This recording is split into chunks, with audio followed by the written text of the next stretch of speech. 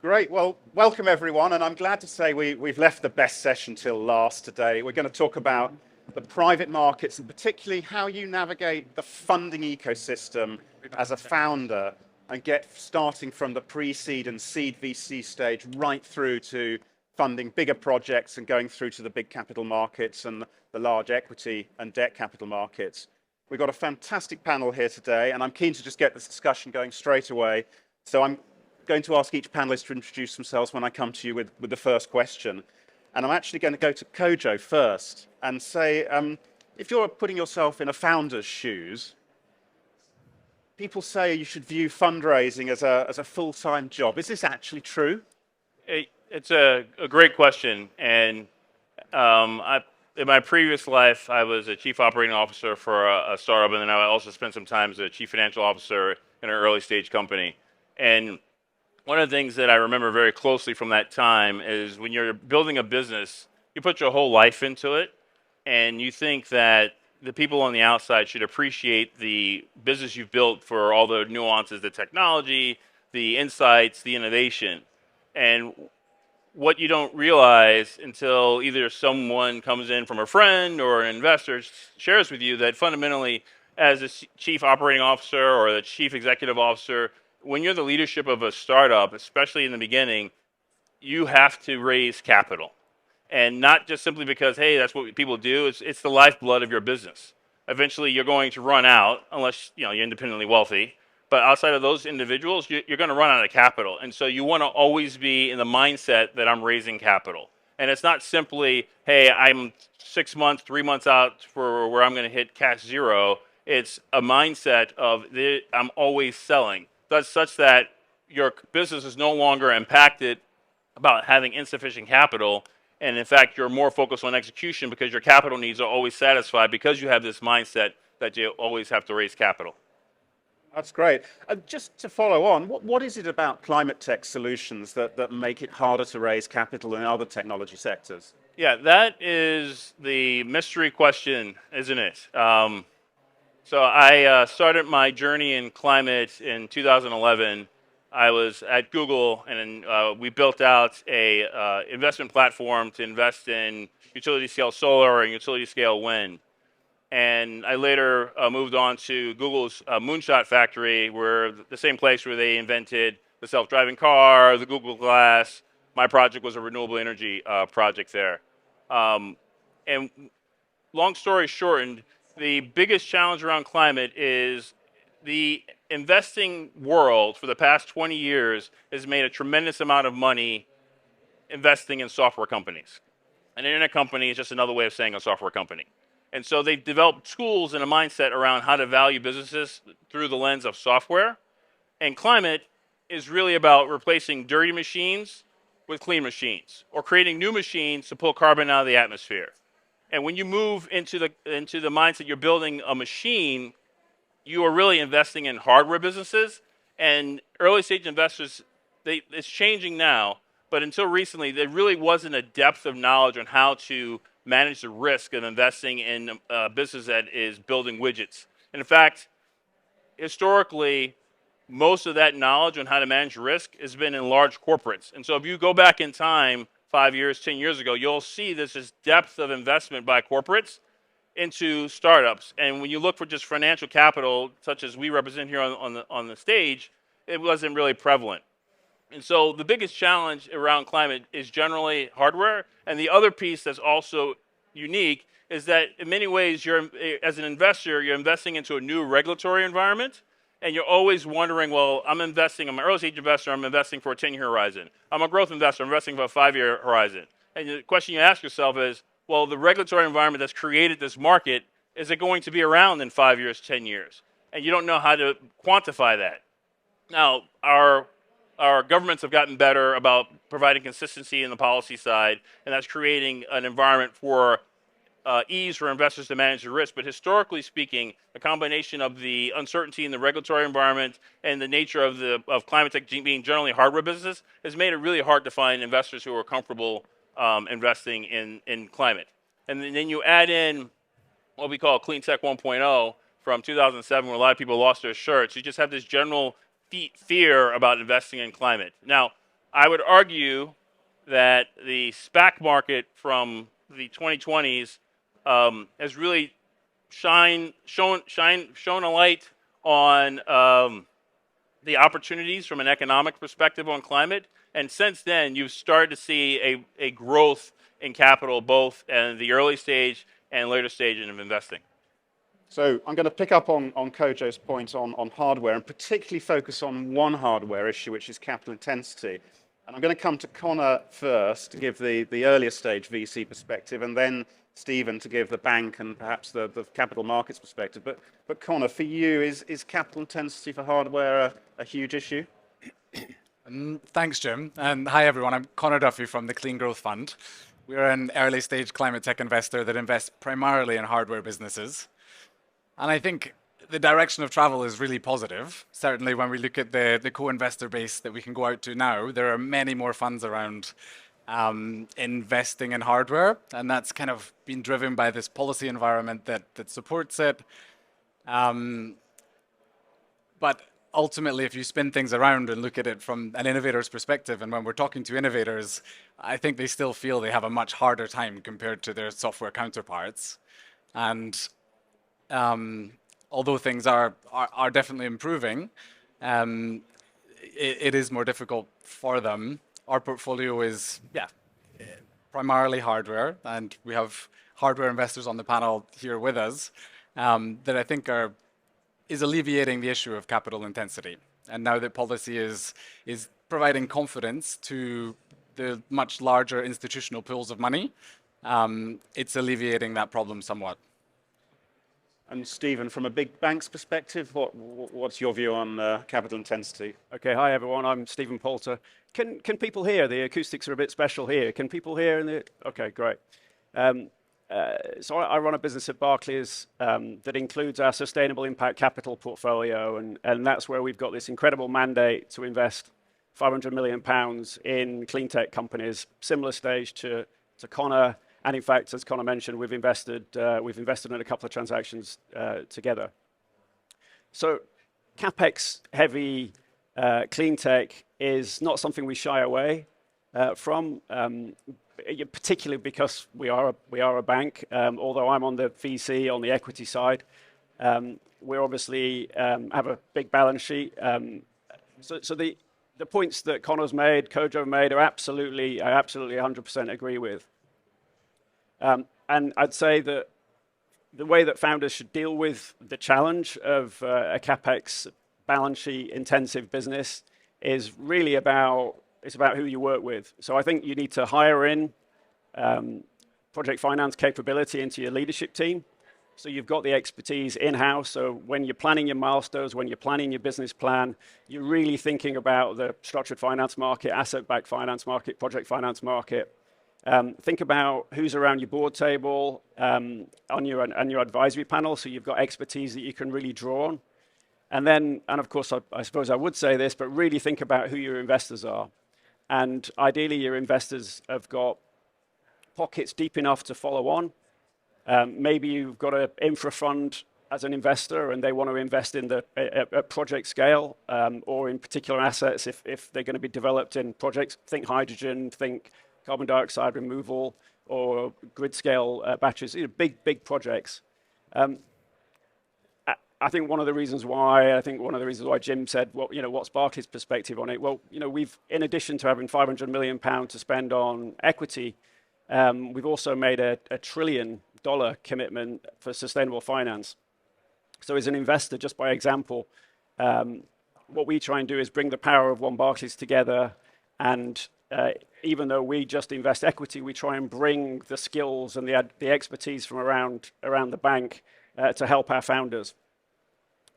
Whether it's looking at how you're going to scale your balance sheet, looking at different ways of financing that balance sheet, and de-risking it, and how you could scale it more quickly with debt. Oh, great. So, Michael, I'm going to turn to you now. Perhaps ask a more general question about, as a company moves through the funding ecosystem, how should a company's pitch change as they move along and become more mature and do later stage rounds? And even when they get, say, for debt or for project finance, how do you modify your pitch at that stage? Yeah. Whoa, that's loud. Wonderful to be with you guys today. I lead climate tech venture at Emerson Collective. We're a California-based venture capital organization, and we got about 30 companies in our portfolio. Typically, we either do seed investment or Series B and later. Often we leave a little gap in there to see how the companies are performing. But I think it's important when you're pitching to know what the investor's filtering for. As seed investors, typically underwriting a person. And their ability to tell a story, articulate a big vision, recruit a team. Because when you're making a seed investment, one thing you can know for almost certain is the plan that you're presented is not the plan that will be executed on. And so you will need a team that can learn and modify as they go. So you're really betting on the person. So storytelling ability, humility to be able to admit what you don't know and what information you're going to need to go find and the kind of people you're going to need to find are really important at that early stage. As you start maturing further into later stages of venture capital, Series A, B, and C, you're going to need something that you can show that you use that seed investment to good effect. A prototype, a customer contract, a manufacturing plan, some way of showing that you have made promises and you've been keeping them and that you've been efficient with the capital that you've raised so far to de-risk your idea. And so I tend to focus more on, is there product market fit that's been established? Have you developed a product to a sufficient state that there's a demand signal from the market that they want to buy it? As you get into later stages, that's where having financial statements that are intelligible to a financial analyst become more important. Often, those investors are not going to focus as much on the big idea or the storytelling ability. They're going to focus more on how fast is your revenue growing, certain metrics that they'll be able to compare you to other companies from. Then as you continue to grow and you need project finance or credit, you actually have to go like 180 degrees in the opposite direction of going from telling a big story and being able to talk about upside and potential and learning and growth to how are you not going to lose someone's money? Downside protection. How is it that you can ensure that this is really a yield-oriented investment, not something that they're going to need to believe in, but really something that they can follow the numbers, follow the money, and return. I often see entrepreneurs really struggle to make particularly that last transition because they get so good at pitching the big vision and the story, and that's what they've dedicated their life to. But being able to make that transition to raising project finance, dotting every I, crossing every T can be really challenging. Great, thanks, Michael. And I want to stay actually at the later stage of the capital markets for 1 minute. We're all aware of what happened in the SPAC market in recent years. So what drove the SPAC craze a few years ago, and now how is the collapse of it affecting the VC ecosystem, and how does that feed back upstream in the ecosystem?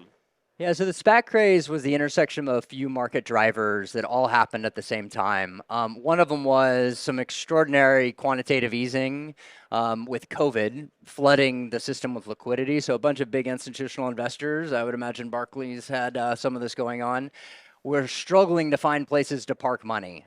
And so they'd first go for the low-risk opportunities, and they worked their way to go find yield. And ultimately, they had to invent some new products to put the money to work. Initially, they would back founding teams that are experienced operators who are supposed to know the particular industries that they were going to look for an acquisition in. The method then was you were supposed to raise a PIPE, so an investment from a public, big institutional investor who could validate that that price was right. The challenge was the institutional investors were busy trying to find other places to put their money to work, and you got a circular logic in how the valuation was set. No one was really doing the full underwriting and price discovery, and you just saw these products get bid up. Multiple SPACs after the exact same companies, classic supply, demand, and balance. And you also had a lot of excitement about climate after particularly in the United States, after the Biden election, expecting something like the IRA would come around the corner. A big part of the reason it hasn't worked is that extraordinary liquidity moment couldn't have lasted forever, and inflation started coming in, and the Fed had to sop up that liquidity. And so the pipe investors got spooked. Suddenly deals couldn't get done, and you generally saw the valuations come back in line, either with historical norms or even falling a bit below historic norms, because my experience is the market rarely ever is priced correctly. It's usually too excited or too depressed, and it kind of bobs around the equilibrium point. Do you think that's a big issue, though, for earlier stage investors at the kind of stage you're putting money in? So in the private markets, capital formation happens over the span of years. So there's funds that are raised around a certain thesis that then have 3 to 5 years to put the money to work. A lot of those were raised over the last few years. There's a lot of dry powder. And it's actually a great time to be putting money to work because valuations have come back in line. However, as some of those funds that were deploying capital during the SPAC era need to kind of come back to their LPs and re-raise funds, there will be some hard conversations. But most people recognize that there was really a market dynamic that drove that rather than particular investors making bad decisions. Okay, no, that's great, thank you. And I'm going to continue talking about the kind of zeitgeist of the moment. And I'm going to go to Stephen next and just say, look, 2023 and 2024, there are big issues in the VC market. Just how bad are these years going to be for investment? And is the climate tech and net zero sector going to have a big problem, do you think? Okay, so 23 has been difficult. No question about that. But deals are still happening. Good companies are doing raises. It's just really important when these companies are doing the raises that they find the right partners to work with. Michael said asset prices are down, so valuations are down, potentially a lot more dilution for founders. And I think what founders really need to look for is founder-friendly investors that want to strike a fair deal, where the founder's still aligned with the investors, plenty of upside, but of course investors need some downside protection. But with well-structured deals, with good companies, good founders, and good investors, transactions are still happening. But it's challenging, no question. 2024 hopefully is not going to be quite as bad as what you just suggested. I think 2024 is going to be very rates, inflation sensitive, and I'm definitely not going to make a rates prediction. But I'm an optimist, and I think in H1 next year, I'll see whether we get any smile. Okay, with a few nods. H1 next year, I think the VC market for sure is going to pick up. I think there's a pent-up supply of funds we've just been referred to. There's going to be pent-up demand, and again, maybe as Michael said, we'll be worried about an overheated market, but I'd take that quality problem next year. Connor, I'm going to ask you a similar question, but as a standalone VC fund, do you see the same issues? And do you agree with Stephen that 2024 will be far better? Yeah, I think I would just add two points really, and that for founders, I'm very hopeful that they're going to be able to pull off raises over the short term. There are enough funds that have raised in the last couple of years with 3, 4, 5 year investment periods that should hopefully shore things up for founders. There's the supply available for them. For fund managers that are going to be coming back out over the next 12, 24 months or sooner, the problem might be more real for them. I think it's a conversation that we're having amongst fellow VCs, and nobody's fully sure when they return to their LP base if they're going to be forthcoming because they can't ignore what's happening in the wider VC market. But on that point, I think only time will tell. The capital can't stop flowing, so I think I'm hopeful on both fronts. But yeah, we will see. Now, we're very lucky today to have two panelists who've come over from the US, and I'm sure everyone's interested in their perspective on the Inflation Reduction Act and how that tilts the balance of the Americas versus Europe as the place to start your business and grow your business. Michael, I'm going to ask you first, how do you see the Inflation Reduction Act changing the game for you in the States? Yeah, the Inflation Reduction Act was definitely a watershed moment for U.S. climate markets. A lot of people have referred to it as a big policy act. I would say it's really more of a big spending act. It didn't change that many of the rules. It just created a bunch of incentives. So I think it's important to understand what type of a law it was. It's definitely been helpful for the parts of the bill that were what we call self-implementing. So like the ITC moving from, or investment tax credit for solar, moving from 26 to 30%. That just happened overnight. It's been more challenging for the parts of the law that were new. And I've got one example in my portfolio where one of the ITC adders was a domestic content, an additional 10% ITC you could get. Treasury just came out with guidance on that a couple weeks ago that was much more restrictive than the industry was expecting. And so people who were starting to write plans expecting they were going to be able to claim this credit suddenly needed to go back and adjust and rethink pricing and go-to-market strategies. There's also a big debate around what's the definition of green hydrogen, and trying to figure out how we should write the laws around hydrogen. So it's definitely been helpful and catalytic, and you've seen a number of particularly manufacturing announcements in the United States, battery manufacturing in particular, since the bill was passed.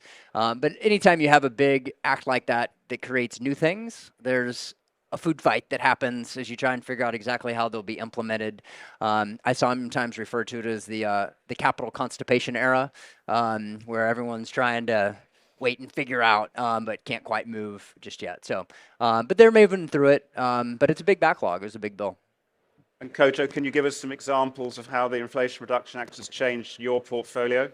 Yeah, yes, but wanted to go back to what Connor was saying earlier. For all the founders in the room, it's a known statistic that companies that are founded in a down market generally do exceptionally well when the market recovers, because you've learned to operate in a constrained environment. And so when the cash is cheaper than it is in the downturn, it's an additive to your already phenomenal business you built in an environment where things were really expensive and really costly. So all the founders that are, working their butts off, not sleeping, what have you, this is a great moment because you're going to build really strong businesses. And then when the market recovers, and it always does recover, you'll be in the catbird seat to really ride that wave up and see phenomenal growth. We talked about dilution you might have to take to get capital in today. I think it's often lost in a lot of founders that, the valuation is X and my percentage of the company is Y. You need to not lose sight of the fact you can't eat any of that. That's not real. It's like paper, right? It was a concept, and it only matters when you get to the liquidity event at the end. And so if you deny yourself capital now because it's too expensive or too dilutive, and you kill your business because you don't have any capital, then you get zero, right? And so it's better to have a smaller piece of a larger pie than have a large piece of a pie that's worth nothing. To the IRA point, I've seen it as really. So I was in a meeting about a month ago with Senator Manchin, and the way he describes the IRA bill, it's the first piece of legislation that's unleashed in a matter of months, $3 trillion of economic activity. And so and you all can see that from here, that there's been tremendous interest and enthusiasm to deploy capital into the U.S. Now, some of that enthusiasm is coming through a subsidy, hence Michael's comment on it really being a spending policy from the U.S. Treasury into the various businesses. But the thought process is ultimately the Treasury will get that money back in terms of all the economic activity that will be created downstream, which will turn to tax revenue and will come back multiple times over. As it relates to investing, because of that, a lot of businesses that we were investing in, because it was already written in terms of the transition to regional economies. I mean, before the IRA, before even the unpleasantness in Eastern Europe, there was this increasing focus on regionalizing and nearshoring the ecosystem of tomorrow's technologies, predominantly in clean tech. And all the IRA did, both in the U.S. and brought attention to it in Europe, is accelerated that. And so we're seeing businesses that were phenomenal before, pre-IRA, especially in the U.S., that are even better now. And I'm quite confident that businesses that were really strong before, and the one I think of, like when I think of regionalization, is Northvolt's been around for a very long time. It's pre all of this, and it's only become a more compelling business today. And Connor and Stephen, for guys sitting on this side of the Atlantic, what are your entrepreneurs saying about the Inflation Reduction Act? Whoa. That's a controversial topic. So look, I mean, the way that policy develops in the UK is going to be interesting in response to the IRA and of course Europe. The risk is that the policy response in the UK and Europe is not strong enough, and companies feel like a better place to grow and develop is in the US. Now, it's great that the US has got the Inflation Reduction Act and the incentives that that's going to bring. I hope there's a strong European and UK response, so we don't end up with a kind of an arms race of incentives. But we'll see. Connor? I think I would probably just echo the point that all it's done is, for our founders, I think, is sharpen focus on the governments this side of the Atlantic, and everyone's very hopeful that incentives are coming their way as well, and that they don't have to move across. Okay, great. So we've talked about government action. Now, what about corporates? Stephen, how can corporates create an environment conducive for early stage clean tech success, and rather than perhaps wait to a much later stage in the funding ecosystem? I think this is a really important point, actually, and it's a good question. So we normally talk about what founders can do, what investors can do, finance problems, but actually, when we sit down and look at business plans and we sit down and work with founders, they've got to sell, right? They've got to get that first pilot financed, and they've got to get an offtake for whatever they're building, or they've got to be able to sell. And I think the corporate procurement system is almost designed to not work with startups. When people are buyers for big corporates, they want reliable, tried and tested, uncomplicated, and it's almost like the definition of not working with a startup. So I really think, if there's any corporates represented out there, it's a plea for help. I really think corporates who are genuinely interested in sustainability should be looking at their procurement policies and thinking maybe we could allocate some portion of our procurement spend on startups, on supporting startups and experimentation, funding some pilots, and really embracing working with startups, because the corporates that do are going to be seen as innovators and seen as driving forward genuinely and authentically the climate action that we need. So I'd say to corporates, be brave, try and be first, even think about paying startups on time and possibly even pre-funding some spend as well. But yeah, I think there's a lot that corporates can do, and where we see corporates really leaning in and supporting our portfolio companies, the difference is transformational. Mm-hmm. Yeah, one thing I would add there also is that corporates can buy startups, not just buy from them, but they can actually buy the startups. And that can be a huge additive as well. If there's really a complementary or strategic reason to tuck in a high growth, differentiated product into your portfolio, often the big sales teams from the corporates can really make these products go faster. I was talking to one founder recently who was acquired by a corporate, and he said his revenue increased 4x in the year after he was acquired. So there's a lot of opportunity not only for corporates to partner for development or for procurement, but also to be an M&A exit. Oh, great. Kojo, we talked earlier, from the point of view of an investor, what's more important, the commercial execution of your business plan or the technology development? That's a good one. It's actually one of my favorites. So I spent a lot of time with Founders No Surprise, and one of the things I often run into is the founder falls in love with whatever product they've innovated or whatever process they've developed. Rightfully so. I mean, they gave birth to it. It's part of them. But ultimately, if you're looking for third-party capital, you're selling equity for someone to give you cash, like any sales, you have to put yourself in the shoes of the person you're looking to buy from. And in this particular case, is an investor. And you have to appreciate their needs. And what they're really trying to solve for is the asymmetry in information between you as a founder in a company and them investing dollars. They ask a bunch of questions, due diligence, but they'll never cross that gap between what you know as the business that you've developed and lived and breathed for oftentimes years, and them spending 2 weeks asking a bunch of questions. You can't bridge the gap. And so one of the ways that investors do try and bridge the gap is look at your performance. And Michael, you kind of touched upon it, and actually everyone on the panel touched upon it. And that's where the importance of commercial execution becomes very critical, because it helps provide another data point to not only your ability to deliver as a founding team, but also that the market wants your product. And that's in many ways, that becomes more important than saying, hey, look, this technology can do all these great, amazing things, but no one wants to buy it, right? And so you'd be better off with a technology that's cool, but not amazing, that everyone wants to buy, versus a technology that is amazing, that you only have one person buying.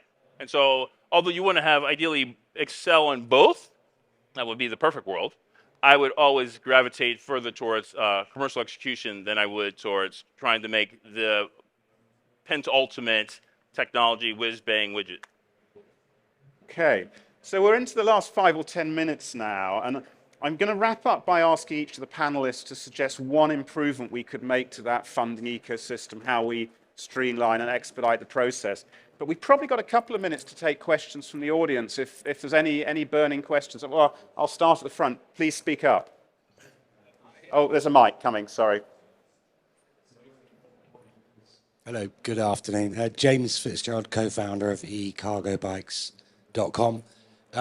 We provide zero-emission deliveries for grocery multiples here in the UK. It's working really well. We just won a 13 million quid contract with Ocado. Sky's the limit. So we have a full order book. We're growing. We have a hole in our cash flow, like all small businesses. The banks don't like it because it's not a dead cert. VCs aren't sure about it because it's a new thing, to quote Donald Draper. You can't tell what the future's going to look like by looking at the past. It's a bloody mess, frankly. There was a big investment banking panel in the other room at the other side of this building earlier. They're all talking about the great work they're doing. None of them bought their checkbooks, and none of them actually got a solution as to how small, high worth, innovative, with global patents on some innovative technology can actually bank that and get some cash flow to build and grow the business. Your point, I thought, Kojo, was very interesting. Have you proved the technology? Yes. That's why Ocado have contracted with us for multiple years, because they've tried it, they love it, they want more of it. So we have a tech business, 2 tech tracks, but it's worthless without the actual proof of concept place, i.e. us using that technology to deliver a service that the client wants. But it's just maddening how difficult it is to raise cash here. Do you have a specific question you'd like to ask? Yes, 4 million quid, please. Okay. What did he say? Anybody like 4 million. Oh, pounds. Anyone like to respond to that? I can respond. I think it's understated, because in the narrative in the media, you have this vision, or the expectation of being a founder is, Mark Zuckerberg, right? I'm gonna go do the college dorm, maybe I'll live in a garage for a little bit, and then I'm a billionaire, right? That's it. 3 years later, I'm on a yacht and I'm sipping champagne. And the reality is, most successful founders have failed multiple times over multiple years before they actually have a win. And so, being a founder in a startup, and I was, the number 2 guy in a startup, it is a labor of love. It is painful, but it is, I think, is a worthwhile endeavor, because it is also tremendously rewarding. Tremendously rewarding. And so, to your comment about the frustration of building a business, I hear you. I've actually experienced it. I often tell people a lot of my lessons at a startup was all the lessons. I actually used to tell that all the time. All the lessons are in the scar tissue. All the things I did wrong, and all the places, the dead ends I shouldn't have gone down. That is where all the lessons are, and that's why you see multiple failures along the way before you hit the success, because you need to learn from those failures to give you the sense of what needs to happen. And so I think you shouldn't quit and keep it going, because if you put enough effort into it and think about it, I think you'll come out a winner. Big fund, right? Say again? BlackRock. You're with BlackRock? Yeah, so that's right. I didn't introduce myself. Hey, so I'm a managing director at a joint venture between 2 large global investment firms. Temasek, which is a leading investor out of Singapore, and BlackRock, which is the largest asset manager on the planet. They formed a JV, and we are a billion-dollar fund, actually a family of funds, with Fund 1 being $1 billion. We are predominantly a growth investor, and so we invest after the company is achieved market fit. I often use, because I'm a Googler, I often use the concept that we often invest after they've demonstrated the dog is eating the dog food, and that's when we'll come in. So typically we're investing north of 10 million, ideally 25 to 50 million dollars into a company. If you're thinking 10%, you can see where the pre-money needs to be, and there's also a track record of other investors being in there. There's also a track record on the commercial side. So we're more towards the growth end of the spectrum where we come in. But once we believe, and we tell potential partners that once we're an investor, we then deliver the value of the platform, be it BlackRock or Temasek. And the reason why I keep referring to this gentleman, I used to work with him about a year ago. Okay, we've got time for one more question, please. Take one here, please. Hi, I'm the founder of Sustained Credits. It's a reward system where people get paid when they restore nature. So the idea is people can plant trees at home, and if you do that across 8 billion people, then you can sort of fix it. And we've been going for 2 years. We're in 101 countries around the world. We've got over 36,000 people taking part. As this gentleman was saying, we obviously don't have the growth capital, and we are sort of pre-revenue. There's a lot of social impact because there's 700 million people living in abject poverty, but if you can tie this into that by providing a way for people to make a living wage by restoring nature, going beyond trees, but removing plastic pollution from oceans, that's sort of the avenue. So probably for Michael, because you're a venture philanthropy sort of collective, do you see any sort of synergy? I'd like to speak to you or anyone else in the room who would be interested. These acoustics are really hard to understand the full question. I can't hear it. Sorry, the sound is quite difficult here. I'm sorry. I'd be happy to respond, but I was having trouble understanding the full question. No, it's not. There you go. Yeah, okay, I'll stand up. Yeah, so I'm the founder of a company called Sustained Credits. The idea is people get paid to restore nature. Yep. You democratize the function, and people will, plant trees at home and so on. So it helps the climate side of things, and it goes beyond with biodiversity and clearing up plastic pollution and so on. Yep. So we've got traction. We are 2 years into the future. Well, we are 2 years now, and we're in 101 countries around the world. 36,000 people taking part. We are pre-revenue, even though we have some revenues. We have trouble reaching venture capital firms because they sort of they want like moonshot type stuff, like new type of walls that absorb carbon, that sort of thing. But this has lots of social impact. So people assume it's a charity when it's not. So we keep our margins, which is 20% of all the revenues. Venture philanthropy is probably the rightest. Frame a quick question. Yeah. So would you guys be interested in having a conversation? And venture philanthropy, is that the right avenue? How do I get into venture philanthropy? What's the way to reach out to someone? Michael, do you want to? Yeah, for Michael. Thank you. Yeah, happy to learn more about it. Generally, with credits, the thing that venture capitalists are going to be looking for is what's the M&V protocol. It's one thing to be able to establish initial traction, but often credits run into someone writing a journalism piece about why they're not believable, and you need to be able to prove that you'll be able to withstand that challenge going forward. So I think you've seen it in a few different contexts with carbon credits here over the last couple of years. Certainly as you get into the more exotic credit categories, that's something you need to be really thoughtful at the very beginning, is making sure that the M&V protocol can withstand strict scrutiny. So, but happy to learn more about what you're up to. So. Great. Thanks, Michael. So I'm going to wrap up by just asking the panel the same question of all the panelists. And I'll start at this end with Stephen, which is, how do we ensure our best innovators reach maximum impact without being stalled by the repeated rounds of fundraising? Stephen. Okay, so just very quickly, I don't think there's anything inherently wrong in repeated fundraising. It's a way of growing a company and maximizing the value for the founder and the early stage investors. So I don't think there's anything wrong with that, despite the fact that it can be hugely distracting and a full-time job, as you said. But plan for it. Look at your de-risking events, think about your business plan, and make sure you're doing raises around de-risking events, so key milestones, and you'll satisfy your capital raising ambitions. Great, thank you. Connor. I had two things very briefly, if I may. I think the first is we need investors to be properly educated, so that they understand the journey, the kind of milestones that can be achieved in a certain time frame and with an amount of resource. And then the second is just, I think investors have an obligation to be very well networked with other investors in their area and at the different stages of investment, so that they can take off some of the fundraising burden for portfolio companies that are performing, and make sure that they can, don't need to expend lots of time going out and originating lots of interest in their idea again, and they can be helpful in that way. Great. Michael.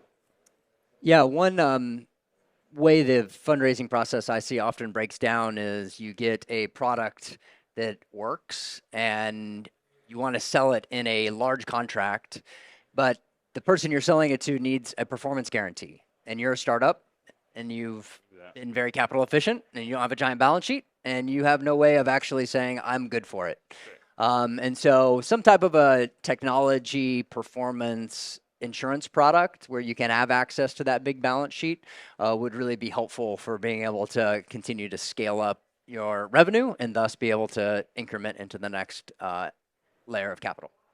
Koji. So I'm the last one in the chain of folks. So I agree with everything they've said. The one thing I would add, and this is a philosophy that I lead with, is that investments move at the speed of trust, right? And it's a two-way, we all know what the definition of trust is.